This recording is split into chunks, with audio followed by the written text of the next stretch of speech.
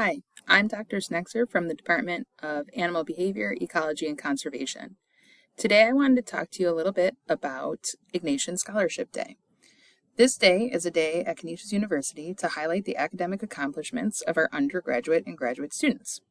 During this day, we'll see various types of presentations, including performances and oral presentations. Most students who participate in Ignatian Scholarship Day make poster presentations. This is an opportunity to have 1 hour in front of a poster to share the work that you've been doing with others in our community. Today, I just wanted to give you a few quick tips on how to make your posters. I think that it's always important to think about the purpose. What academic scholarship have you done while you were here at Canisius, and how do you want to convey that information to our community? You want to use your poster to guide your audience through your process, whether you did an intensive literature search in which you were exploring some topic in history or religion, or you did a scientific experiment in the chemistry department. You want to tell your story to your audience, and your poster should be a visualization that guides them through it. And my tip is always less is more. Less words, more visuals are very important when constructing a good poster. So today I want to just take a couple seconds where you can think about the type of program that you're going to use to design your poster, and I'll show you a few that I recommend for my students. I'll also show you how to make the poster the correct size in each of those programs. I will encourage you to design intentionally and finish early so that you have time to make edits and go over this with your mentor and advisor. And I will just mention that you should always save your file as a PDF, because this is necessary for printing at the Canisius print shop. You should talk to your mentor about how you will send this over to the print shop. There usually is not a charge for this if you're presenting at Ignatian Scholarship Day. However, if you're making posters for other conferences, there may be an associated charge. So talk to your mentor about getting your poster printed at our print shop. So to get us started, like I said, I want to talk about a couple different programs that you can use to design your poster. And the first I'll talk about is Canva, which I actually used to design this presentation and slides that I just showed you. However, you can also use this not to just make animations or social media posts. You can use this to make your posters. We've provided an Ignatian Scholarship Day poster example if you would like to sort of have a template that you can work on. So this is sort of the traditional style of what a poster will look like at a poster session. However, you're not tied to this. This is just an option for you to get started. You can see that the purpose of this poster is to guide your audience through all the things you did. So giving you a basic introduction, what the main focus of the project was, how you performed this project that you've done, what you discovered. Always good to have visualizations here in your discovery area, and sort of like the take-home messages. And then don't forget, you always want to thank folks who've helped you. You can use this as a guide, or you can make your own. If you'd like to use this, you can modify it in any way you'd like. So Canva is pretty easy to use. If you don't already have a Canva account, you can sign up at canva.com and use your Canisius email address, which will give you some options for an unpaid. You do not have to pay for this. You can get a free account and you can create your own options. But I like that even in the free account, you can do a whole lot of things. So you'll notice over here on the left side, there are lots of different options for adding elements or text boxes. You can upload things like I uploaded the Ignatian Scholarship Day logo. And you can make modifications to all of the things that you add. So if I wanted to add a circle to this, it gets added. It's in sort of the default Canisius blue, but I can change the colors to anything that I would like. I can resize it and I can move it around. I have options to adjust the text to whatever I would like. Plenty of options here. And it's pretty user-friendly. So anybody who's used any sort of program that has design in it. This one is not too complicated. Even my kids use it. So this one is really user-friendly, and I love all the different options that you have. Like I said, you can use this template that we've provided, or you can make your own. If you want to make your own, I do want to give you the tip that you want to make sure that you're using the correct size so it can be printed here at Canisius. To do that, you can go to the main menu, or you can click Create Design here, and it will ask you what you want to create. And you can see there's many options for all the different things that you can do. To make a poster, I recommend that you actually choose this option over here on the left that says Custom Size, and you can put in the custom size that you'd like. Here at Canisius, typically we're making our posters to be 48 inches wide and 36 inches tall. This is about the maximum size. If you'd like to make it smaller, you'd like to make it square, that's possible. Our print shop can print those, but 48 by 36 is a pretty good size to start with.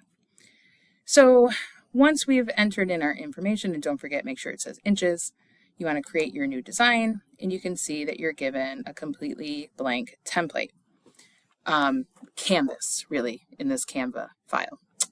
You can use the design function to look for various templates. So they have some ideas. You could look for things like maybe your experiment was about fish.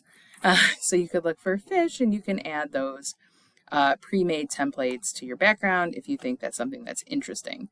I like to often start from scratch and just do things on my own. So you can make all the different text boxes that you would like, or add in some elements. Again, maybe I would add a fish in here, because why wouldn't I? And use this as my background.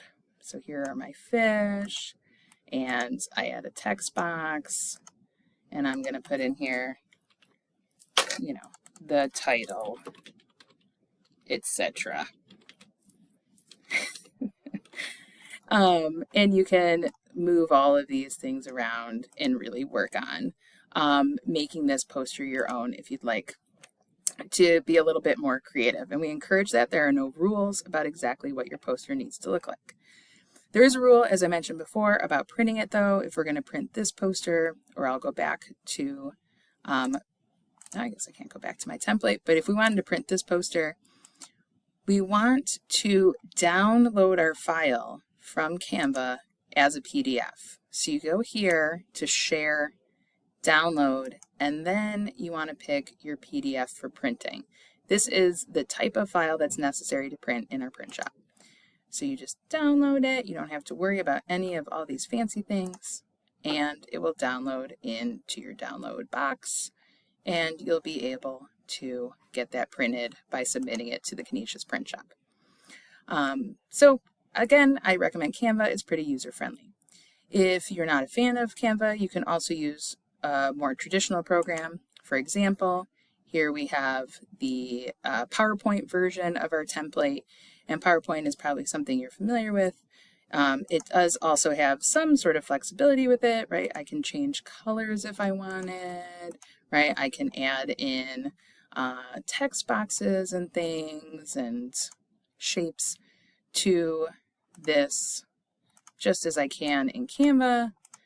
I just think Canva gives you some more options. And so that is my personal preference. However, you can very easily use PowerPoint. Again, if you're going to make your own PowerPoint slide, you are going to want to make sure that it's the right size. So you're going to want to go to New Project and make sure that when you open this slide, you change the size.